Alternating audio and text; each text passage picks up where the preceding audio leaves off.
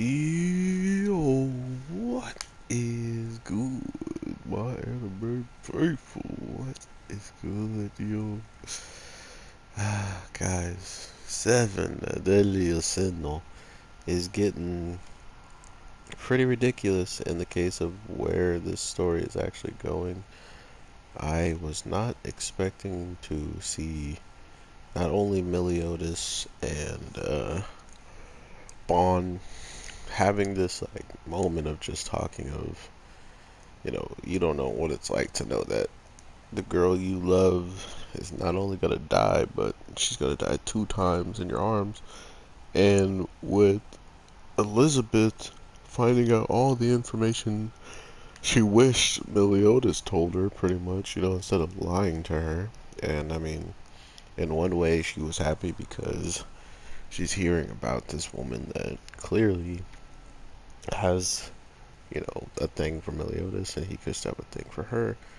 But to find out it's her the whole time, that's reassuring. But you're looking at the fact that now you know all this, but the person that knows it the most to whoever else, the older brother, I thought Zelios or whatever his name is, I thought he was a younger brother, but I guess Meliodas is younger than him, so that's also interesting when it comes down to the power of, like who's stronger out of the two.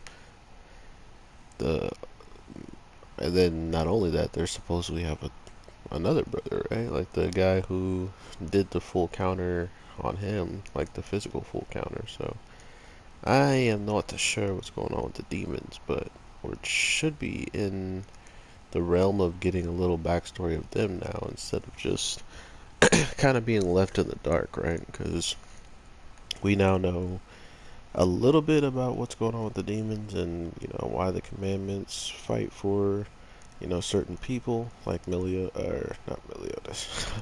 The brothers' names are so close, but because Merlin was messing with some stuff she was not supposed to be messing with, in the case of just going over to the castle of Camelot, she winds up getting caught by the older brother, and that leads her into a bad situation just to get attacked by magic that I guess he left lingering in her body, which was kind of interesting to know in the grand scheme of like what he's capable of. Because if he can do something like that, it only goes to tell you that he's he's capable of. Wow, that was a good call.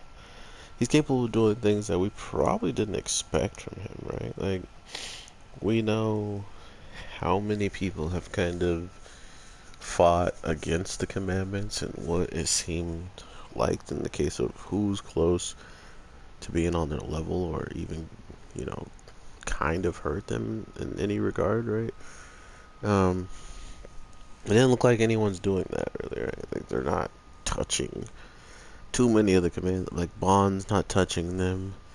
Uh, Ellen, Elicor, the guy I'm playing as, he's the only guy really touching a lot of those guys in the case of keeping up with their power wise. And then Merlin could probably beat up a couple of them.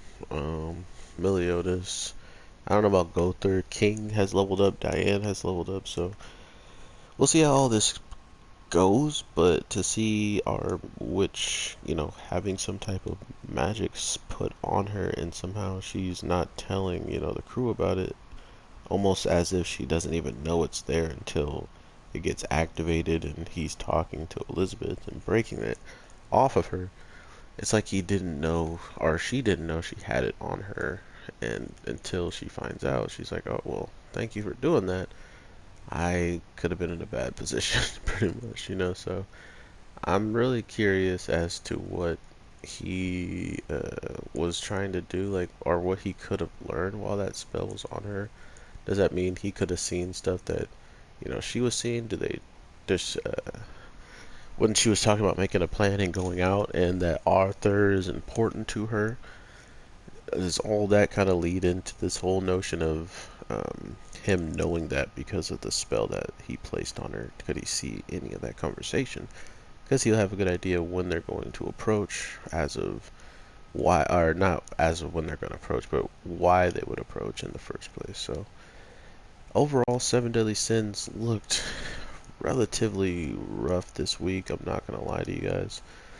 The animation was there at times, like for instance when Bond was talking about, staying out of this fight so he can hang out with Elena in her last moments, so she would, live at some time remembering each other. So it was kind of scary to see the drops of how your character, you remember him looking, and then it just drops dramatically, and you're just like, whose character is this? This ain't my character. It must be yours. Um, that was interesting. I did not expect that at all in the slightest, but regardless, the biggest thing that happened is getting some clarity on what's going on with Elizabeth, why she kept just coming up in every different time zones, like 3,000 years, 30 years, and then 10 years. Like those are all relatively weird time periods of her and the same name, and ended up with the same guy all the time. So to think that the older brother of Meliodas spills it out for her and it's not him, it's pretty reasonable why she kind of was acting the way she was, I guess you can say. Like, she just wanted to be alone and stuff. And the other thing is, like, that full blown means she accepted it almost as truth, Getting information from an enemy, but that enemy being the brother of someone you care about, you wouldn't think they would be lying that much, right? Or would they not lie to try to get their way, to try to ruin any type of chances you have of working together or working well together? So I don't know. Like I said, we haven't learned much about what's going on with the demons and why Meliodas is here for the reasons he is, Besides the fact that he betrayed them and joined us, but for what, why?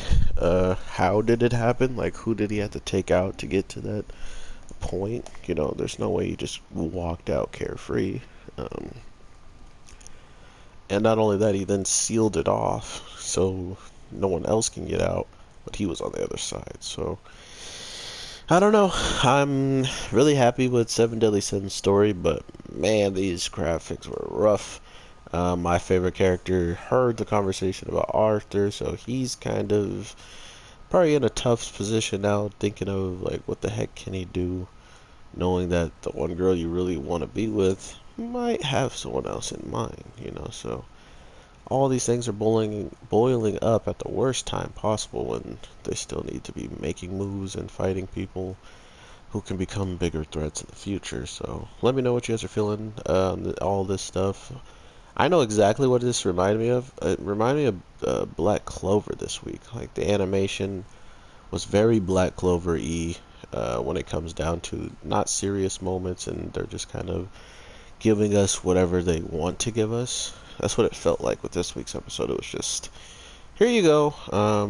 We didn't have much time, but we're still going to give you this, so please take it and don't be mad at us and let us know. So it came out the way you would expect that to come out, but there were some really, really dope looking moments too, where the animation was just mwah. Regardless, I enjoyed myself. Let me know if you did as well. I just enjoy the story of it. Knowing that Elizabeth has been reincarnating and being with Meliodas every single time, to the point that it's supposed to be tormenting him, is why I'm so curious as to what comes after. So, yeah. No spoilers in chat. I know the manga is relatively further than this from what I understand, so if you do know what happens in the manga, try not to spoil it for anybody here. And if you do want to talk about the manga or something with someone that might, comment about it or whatever, just make sure you start the comment with spoilers of manga in it or something for the other people who might be buzzing by. But have an amazing one, guys. It's been a decent day for me. I hope it has been for you guys as well, or whenever you're watching this. So I will talk to you in the next one. So with that being said, take care and peace.